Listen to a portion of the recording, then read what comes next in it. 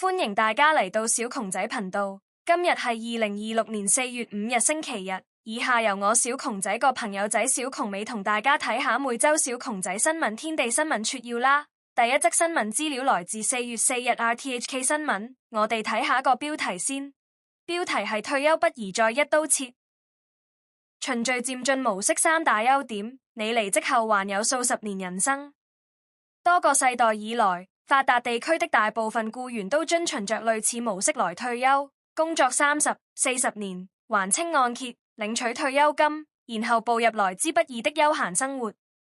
美國投資顧問公司 TAP Wealth Management 創辦人 David TAP 表示，如此傳統的馬拉松式退休路徑，當初設計合理，因為數十年前人類預期壽命較短，退休金能提供穩定可預測的收入。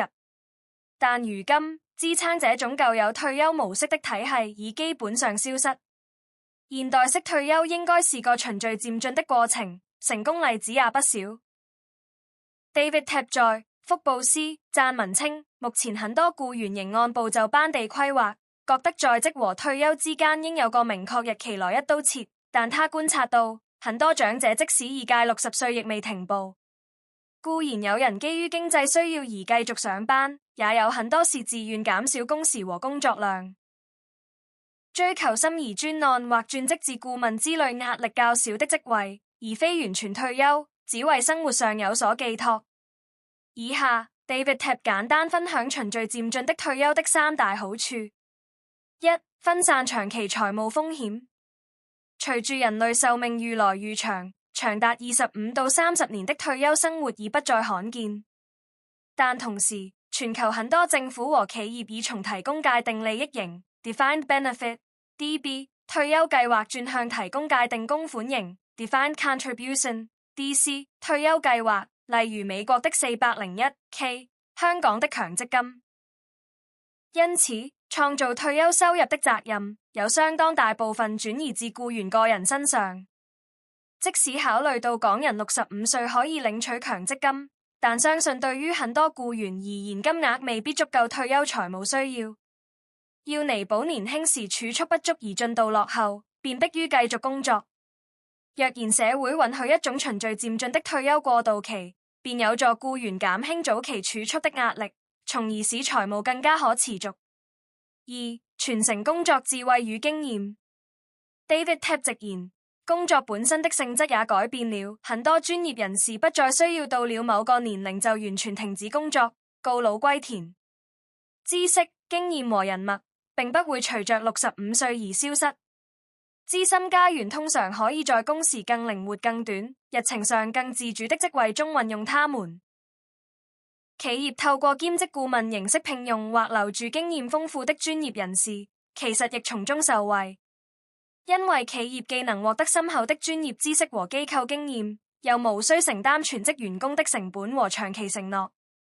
TAP 補充，這種安排也能讓企業在處理複雜或講求策略的問題時，善用資深僱員成熟的判斷力，同時保持人員配置上的彈性，以助控制營運成本。三、緩衝離開職場的心理衝擊。退休後最容易低估的一個影響，與金錢無關，而是生活突然失去了原有的結構、規律和目標。幾十年來，工作為僱員提供了固定作息、成就感和被寄予厚望的理由，塑造了社交圈和日常人際互動的機會。當這一切一夕間消失時，即使是經濟條件優渥的人，也會發現這種轉變比想象中更難適應。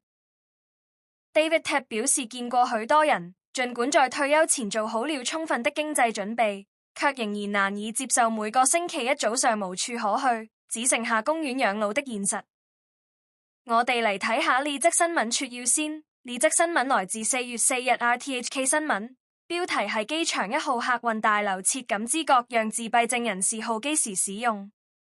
機場1號客運大樓由本月起設立感知角，讓患有自閉症、過度活躍症等人士等候上機時使用。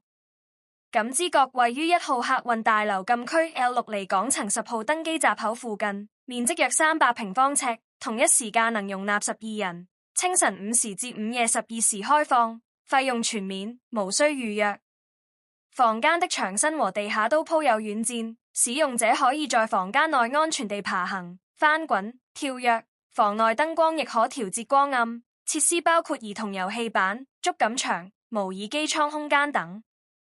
機管局客運大樓及旅客體驗總經理歐陽顯宏表示，患有隱性殘障或精神障礙的人士，面對人多的環境或安檢過關時，可能會比較緊張。機管局一直重視關愛共融，希望感知覺能為他們提供安心、舒緩的候機環境。我哋嚟睇下呢則新聞先。呢則新聞來自4月5日《星島日報》。我哋睇下標題：打工仔派生命麵包當散水餅，被笑孤寒托叔派洗衣球，寓意越洗越有。